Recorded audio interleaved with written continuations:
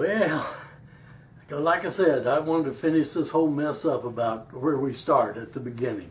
Of course, I was kind of joking in a way about starting at the Genesis, but I guess a lot of people were quite interested in that.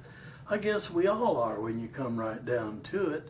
How many times have we thought about where we come from, what our essential nature is, and what the basic origin is? I love the story about Adam and Eve and all that. Of course, if you read the account in Genesis, you read that Adam had a wife before Eve. How'd that happen? Lilith was there.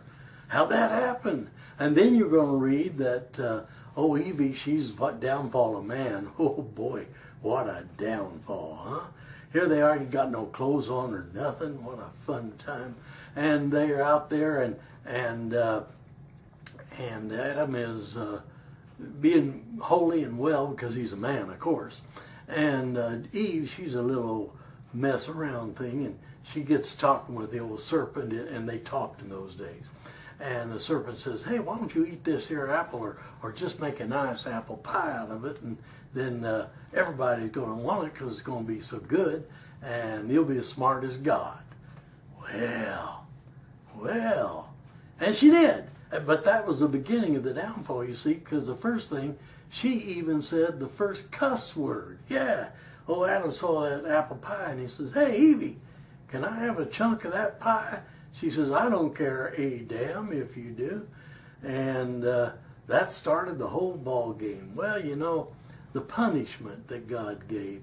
Now, a lot of people say, well, he was banished out of the Garden of Eden, and we have a lot of trouble over that. From now on, we have to have childbirth, which is not pleasant, and we have to have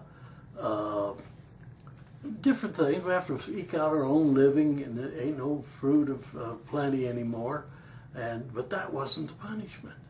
No, that was choice. Adam and Eve felt guilty, and they moved out on their own. But there was a punishment, yes, and that punishment, strange as it may sound, was eternal death. Now, does that mean that Adam and Eve and all of them people were going to live forever and never have a death? Or does that mean that you could die and be reborn? But if you make mistakes that are permanent and you don't repent on your mistakes or say you're sorry or try to do better, and I think the whole secret, Jesus let that out of the bag. He said, just go and do better. That's all. Just keep trying to be better you. And then you earn the right to grow spiritually and to be more of what you are. What he said was eternal death. Well, it's interesting enough, too, that word death reads hell. So I guess maybe hell is eternal death and not the opportunity to keep living in the bodies. And I use bodies because obviously this body is going to wear out sooner or later, just like an automobile, and you got to get a new one. Well, if you think about those things, I'm not telling you they're all true or untrue. I'm just telling you, giving something to think about. I'll tell you what I do know, if you're interested, and you must be, or you wouldn't be tagging along with me on these roundups of truth and knowledge. First of all, God is a living spirit, and he's omnipresent. That is the word omni. That means everywhere present, equal at the same time, omni. And he's omnipotent. That means he's powerful, everywhere powerful. The same energy is available everywhere all the time.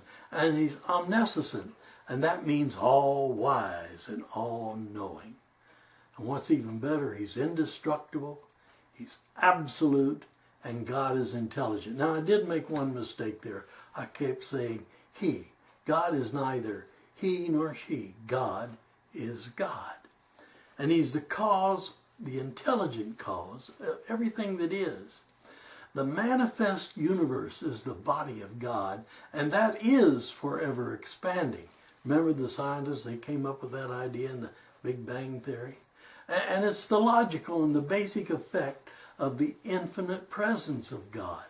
Now, if you look at your body and you look under the microscope, we've talked about how the cells of your body are farther apart than in proportion than the stars in the sky. So our universe is pretty solid when you come right down to it. Now, the Spirit of God manifests in you, through you, as you. All you need, though, is an awareness. You don't even need an understanding. You need an awareness and an acceptance of your true self, meaning who you really are, to physically express this phenomenal love which will fulfill your purpose of this incarnation. It'll help you grow spiritually. And that's the purpose. By you keeping this love of God in action through you, assures you of a complete emancipation and freedom from all discord of every nature. Think about that. Pure peace of mind. The more you express this existence within you, the more God is. In other words, the more you become spiritual, godlike, the more God is what God is. I like that. The quickest and the most accurate way to verify this is through the intuitive nature that's spiritually residing in all men, all people. Yeah, you're all psychics. I always claim I'm psychotic, and people that know me will verify that. Your mind at any and all times through spirit is in direct connection with the universal mind of God, with all wisdom, knowledge, and understanding available to you at your beck and call. Just learn to be quiet. You might want to go on taunt.org and check out their meditation page. That'll sure help you. God bless you all. See you next week.